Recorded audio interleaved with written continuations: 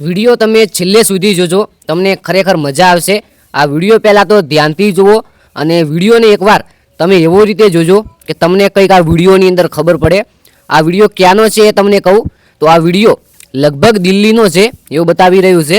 હવે આ વિડીયો ધ્યાનથી જોશો પહેલા નંબરની અંદર તો તમને એવું લાગશે કે વિડીયોની અંદર કંઈ નથી, ફક્ત 4-5 છોકરીઓ બેઠી છે, પરંતુ આની પાછળની જે હકીકત છે, હકીકત જાણશો તો તમે પણ કહેશો કે શું આવું પણ બની શકે। જી હા મિત્રો, તમને ખબર નથી હજુ આ વિડીયાની હકીકત, વિડીયો છેલ્લે સુધી જોજો, ખૂબ જ મજા આવવાની છે। તો હા યાર, એકવાર ફરીથી વિડીયોની અંદર આપનું હાર્દિક સ્વાગત છે।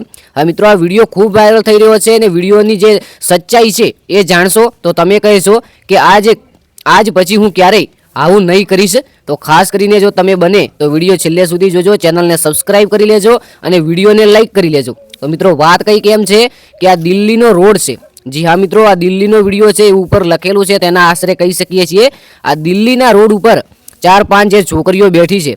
હા મિત્રો, આ છોકરીઓ શા માટે બેઠી છે એ તમને બધાને ખબર હશે।